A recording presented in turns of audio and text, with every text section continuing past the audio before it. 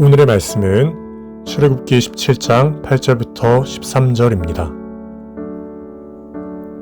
그때 아말렉이 와서 이스라엘과 르비딤에서 싸우니라. 모세가 여호수아에게 이르되 우리를 위하여 사람들을 택하여 나가서 아말렉과 싸우라. 내일 내가 하나님의 지팡이를 손에 잡고 산 꼭대기에 서리라.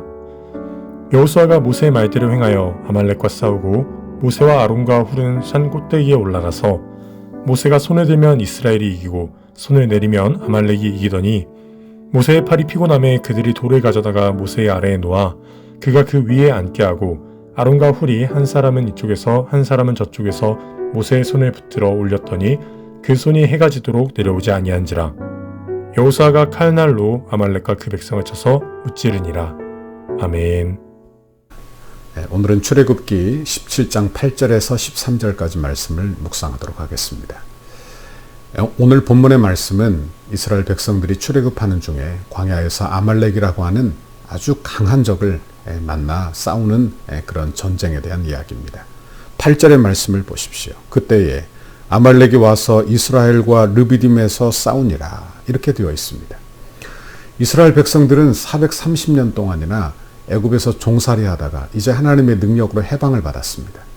홍해를 건너고 마라를 지나 엘림을 지나 이제 르비딤이라고 하는 곳에 장막을 치게 되었어요. 8절에서 그때라고 되어 있는데 이 그때는 8절 이전의 사건을 이야기합니다.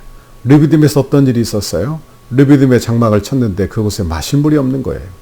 그러자 백성들이 모세와 다투어 다시 말하면 모세를 고소한 겁니다. 이스라엘 총회에. 그리고 우리에게 물을 주어 마시게 하라. 당신이 우리를 애굽에서 인도하였네요. 우리를 이 광야에서 다 죽게 한다 하며 원망과 불평하는 장면이 나오는 것입니다. 이 사건 후에 아말렉이라고 하는 아주 큰 강적을 만나 싸우게 되는 거예요. 여기서 우리가 영적인 교훈을 하나 얻게 됩니다. 사단 마귀가 우리를 어떻게 공격해 오는지를 잘 보시기를 바랍니다. 많은 경우에 감사하지 않고 그리고 우리가 사소한 일로 원망하고 불평할 때 우리의 부정적인 마음에 사단 마귀가 역사한다는 것을 우리가 기억해야 하는 것입니다.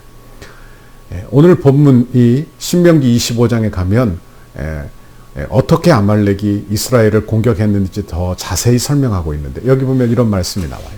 너희는 애굽에서 나오는 길에 아말렉이 내게 행한 일을 기억하라. 곧 그들이 너를 길에서 만나 내가 피곤할 때 내 뒤에 떨어진 약한 자들을 쳤고 하나님을 두려워하지 아니하였느니라.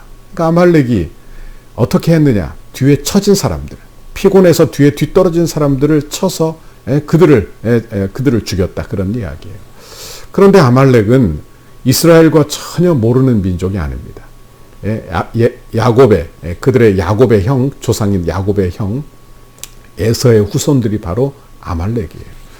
이들은 야곱이 에서에게서 팥죽 한 그릇으로 축복을 사고 장자의 축복을 빼앗았다는 그 일로 깊은 미움을 가지고 있는 민족이 바로 아말렉이 되는 것입니다. 이들도 하나님께서 홍해를 가르시고 애굽의 모든 마병과 병거를 몰살시킨 것을 들었어요. 주위의 모든 민족들은 이 소식을 듣고 감히 이스라엘을 공격할 엄두도 내지 못해요. 그런데 아말렉은 안 그래요. 그들은 하나님을 두려워하지 않습니다. 이들은 오히려 이스라엘 백성들을 공격하고 그것도 정면으로 승부를 하지 아니하고 뒤떨어지고 약한 사람들을 공격하는 방식으로 그렇게 발목을 잡았다고 하는 것입니다. 사단 마귀가 어떻게 공격하는지를 보십시오.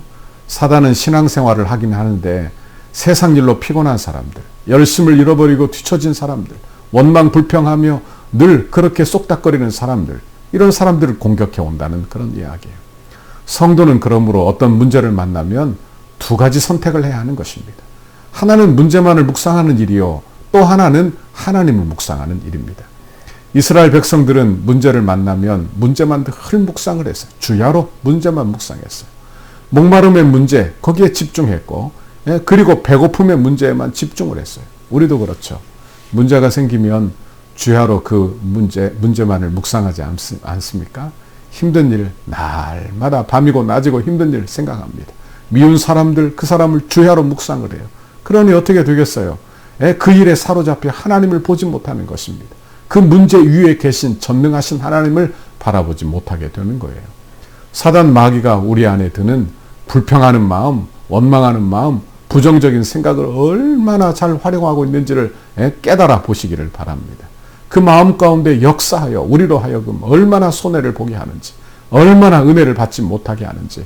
그러므로 우리의 마음을 잘 지켜야 돼요. 은혜 받으면 그 마음을 잘 간직해야 합니다. 잠언 4장 23절 25절에 보면 모든 지킬 만한 것 중에 더욱 내 마음을 지키라. 생명의 근원이 이에서 남이니라. 구부러진 말을 내 입에서 버리며 삐뚤어진 말을 내 입술에서 멀리하라. 내 눈은 바로 보며 내 눈꺼풀은 내 앞을 곧게 살펴 내 발이 행할 길을 평탄하게 하며 내 모든 길을 든든하게 하라. 그랬어요. 우리 마음에 악한 생각이 들어, 원망 불평이 들어와요. 그럼 어떻게 되느냐? 우리의 말을 바꾸어 놓는다는 거예요. 말이 구부러져요. 우리의 눈이 똑바로 봐야 되는데 눈이 삐뚤어진다는 거예요. 여러분 보십시오. 우리가 생각한 대로 보고 생각한 대로 말하는 거예요. 내가 원하는 대로 보기도 하고 원하는 대로 그렇게 말하기도 한다. 그런 말씀입니다. 그러므로 우리는 우리의 마음을 잘 살펴서 우리의 마음 관리를 잘하는 우리의 신앙생활 되기를 간절히 바랍니다. 오늘 본문의 이스라엘 백성들을 보면 목마름의 문제 앞에서도 아말렉의 대적 앞에서 기도했다는 그런 기록이 없어요. 단지 불평하고 싸웠다는 이야기만 있는 것입니다. 여러분, 인생의 불행은 어디서부터 시작이 되느냐? 문제 앞에서 스스로 기도하지 않는 것이요, 나를 위해서 기도해 주는 사람이 없다는 거예요. 여러분, 기도함으로 하나님께 집중하지 않으면 그 사람은 더욱더 자신의 문제에만 집중하게 될 것이요, 밤낮 그것을 묵상하다가 원망 불평이 가득한 사람이 되어 결국 실패하게 되는 것입니다. 그러므로 원하기는 저와 여러분은 깨어있기를 바랍니다. 베드로전서 5장 8절 근신하라 깨어라 너희 대적 마귀가 우는 사자같이 두루다니며 삼킬 자를 찾는다고 했어요. 마귀가 우는 사자처럼 두루다닌대요. 그러므로 사단 마귀가 틈못하도록 우리의 마음을 잘 관리해야 하는 것입니다. 내 마음에 불평의 마음 들어오지 못하도록, 부정적인 생각이 들지 못하도록 그 마음을 오래 두지 마세요. 오래 쌓아두지 마세요. 왜? 사단 마귀가 틈탈 것이요, 그 마음에 사단 마귀가 틈타면 큰 손해를 볼 것이기 때문에 그런 것입니다. 그러므로 이런 마음이 들 때 더욱더 엎드려 기도하시기를 바랍니다. 모세를 보세요. 모세는 기도하기 위해서 산 꼭대기에 자리를 잡습니다. 9절 말씀을 보면 모세가 여호수아에게 이르되 우리를 위하여 사람을 택하여 나가서 아말렉과 싸우라. 내일 내가 하나님의 지팡이를 손에 잡고 산 꼭대기에 서리라. 그래요. 모세의 자세를 보십시오. 그가 위기 가운데 뭘 합니까? 이스라엘 백성과 달리 기도하기를 선택하는 거예요. 여러분, 우리도 문제가 있을 때 여러분 이스라엘 백성들과 달리 기도를 선택하는 우리 모두가 되기를 바랍니다. 여러분, 모세는 문제가 생길 때마다 기도했어요. 출애굽기 15장 25절에서도 물이 쓸 때 마라에서 그가 성경에 15장 25절 출애굽기 보니까 모세가 여호와께 부르짖더니 여호와께서 그에게 한 나무를 가르치시니 그가 물에 던지니 물이 달게 되었다. 문제가 생기면 기도하는 것입니다. 여러분, 그때 모세가 산에 올라가는 거예요. 산에 올라갔다는 것은 하나님께로 나갔다는 이야기를 하는 것입니다. 시편 121편에 보면 내가 산을 향하여 눈을 들리라. 나의 도움이 어디서 올까? 나의 도움은 천지를 지으신 여호와에게서로다. 산을, 문제가 있으니까 어디를 바라봤느냐? 하나님을 바라본 거예요. 산에 올라갔다, 이 말은 기도하러 올라간 거예요. 여러분, 눈을 들어 하나님을 바라보시기를 바랍니다. 그래야 살 길이 생기는 거예요. 여러분, 문제가 생기면 즉각 교회 나와 기도 자리로 나오는 거예요. 그리고 부르짖어 기도하는 것입니다. 여러분, 그래야 사는 거예요. R.A. 토레이 목사님은 이런 이야기를 했어요. 기도는 하나님의 은혜와 능력이 가득 쌓여 있는 창고의 문을 여는 열쇠라 그랬어요. 여러분, 기도하면 하나님이 은혜 주십니다. 기도하면 문제가 해결될 줄 믿습니다. 여러분, 기도해야 삽니다.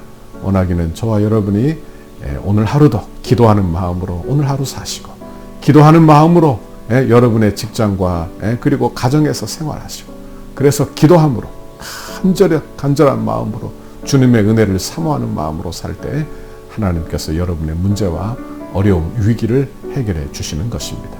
원하기는 이런 은혜를 경험하시기를 바랍니다. 오늘 하루도 기도하며 삽시다. 오늘 하루도 은혜 가운데 삽시다. 오늘도 용기를 내십시오. 기도하겠습니다. 하나님 아버지, 감사합니다. 오늘도 하나님의 귀한 말씀 우리에게 들려주시니 참 감사합니다.